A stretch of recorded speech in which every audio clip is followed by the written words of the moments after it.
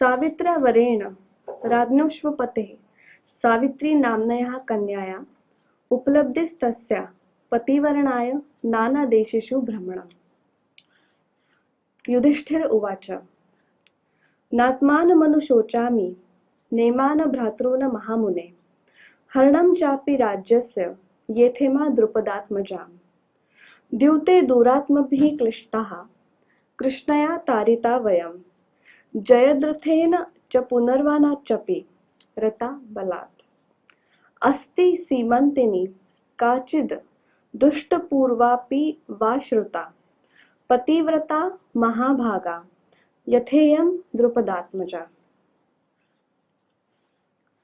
मार्कण्डेय उवाच शृणु राजन कुलस्त्रीणां महाभाग्यं युधिष्ठिर सर्वमेतद् यथा प्राप्तं सावित्र्या राजकन्यया। असिन्मद्रेषु धर्मात्मा राजा परमधार्मिकं ब्राह्मणश्च महात्मा च सत्यसन्धो जितेन्द्रियः। यज्वदानपतिर्दक्षं पौरजानपदप्रियं पार्थिवश्वपतिर्नाम सर्वभूतहिते रतः। क्षमावाननपत्यश्च सत्यवाद विजितेन्द्रियः अन्तिक्रान्तेन वयसा संतापमुपजामिग्वान्। अपत्योत्पादनार्थ च तीव्रं नियममास्थितः काले परिमितिहारो ब्रह्मचारी जितेन्द्रियः। ऋत्वा शतहस्रं च सावित्र्या राजसत्तमः षष्ठे तदा काले बभूव मितभोजनः। एतेन नियमेनासीद् वर्णाष्टादशैव तु पूर्णतत्त्वादशे वर्षे सावित्री तुष्टिमभ्यगात्।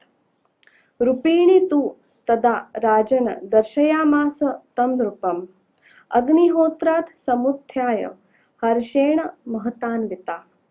उवाच चैनं वरदा वचनं पार्थिवं तदा सा तमश्वपतिः राजन् सावित्री नियमे स्थितम्। सावित्रीवाच ब्रह्मचर्येण शुद्धेन दमेन नियमेन च सर्वात्मना च भक्त्या च तुष्टास्मि तव पार्थिव। वरं वृणीष्व पते मद्रराज यदीप्सितं न प्रमादश्च धर्मेषु कर्तव्यस्ते कथंचन। अश्वपतिरुवाच अपत्यार्थः समारंभः कृतो धर्मेप्स्या मया पुत्रा मे बहेवो देवी भवेयुः कुलभावनः। तुष्टासि यदि मे देवी वरमेतं वृणोम्यहं सन्तानः परमो धर्म इत्याहुर्मा द्विजातयः। सावित्री उवाच पूर्वमेय मया राजन्नभियाप्रिमं तव ज्ञात्वा पुत्रार्थमुक्तो वै भगवास्ते पितामहः। प्रसादाच्चैव तस्मात् ते स्वयंभुविहिताद् भुवि कन्या तेजस्विनी सौम्य क्षिप्रमेव भविष्यति। उत्तरचने ते किच्चिद् व्याहर्तव्यं कथंचन पितामह निसर्गेण तुष्टा ऋतेद् ब्रवमि ते। मार्कण्डेय उवाच स तथेति प्रतिज्ञाय सावित्र्या वचनं नृप प्रसादयामास पुनः क्षिप्रमेतद् भविष्यति। अन्तर्हितायां सावित्र्यां जगाम स्वपुरं नृपः स्वराज्ये चावसद वीरः प्रजा धर्मेण पालयन्। कस्मिंश्चित् तु गते काले स राजा नियतव्रतः ज्येष्ठयां धर्मचारिण्यां महिष्यां गर्भमादधे। राजपुत्र्यास्तु गर्भः स मालव्या भारतर्षभ। व्यवर्धत तदा शुक्ले तारापतिरिवाम्बरे। प्राप्ते काले तु सुषुवे कन्या राजीवलोचनां क्रियाश्च तस्या मुदितचक्रे च नृपसप्तम्। सावित्र्या प्रीतया दत्ता सावित्र्या हुतया ऋपी। सावित्रीत्येव नामस्याश्च कुर्विप्रातस्था पिता। सा विग्रहवतीव श्रीव्यर्वधत नृपात्मजा कालेन चापि सा कन्या यौवनस्था बभूव।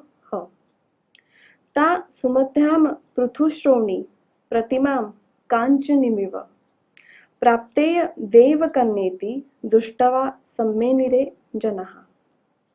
तां तु पद्मलक्षाक्षी ज्वलन्तीमिव तेजसा न कच्चिद् वरयामास तेजसा प्रतिवारितः। अथोपोष्य शिरस्नाता देवतामभिगम्य सा हृत्वाग्नि विधिवत् प्रीपान् वाचयामास पर्वणि। ततः सुमनसः शेषः प्रतिगृह्य महात्मनः पितुः समीपगमद द्रेवी श्रीणीव रूपिणी। सभिवाद्य पितुः पादौ शेषः पूर्व निवेद्य च कृताञ्जलिर्वरारोहा नृपते पार्श्वमास्थिता। यौवनावस्था ततान् दृष्ट्वा स्वसुतान् देवरूपिणीम् अयाच्यमानां च वरे नृपर्दुःखितोऽभवत्।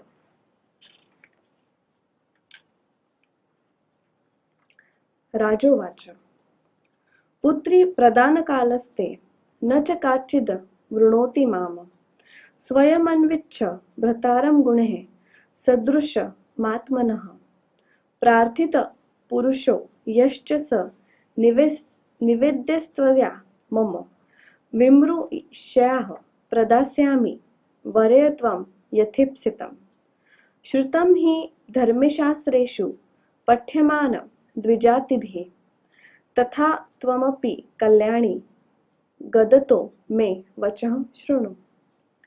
अप्रदाता पिता वाच्यो वाच्यश्चानुपयनपतिः मृतिभर्तारि पुत्रश्च वाच्यो मातुररक्षिता।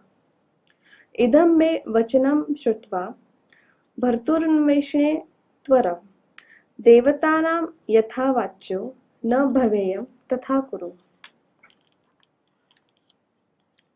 मार्कण्डेय उवाच एवमुक्त्वा दुहितरं तथा वृद्धाश्च मन्त्रिणः व्याधिदेशाशु नायात्रं च गम्यता चेत्तचोदयात्।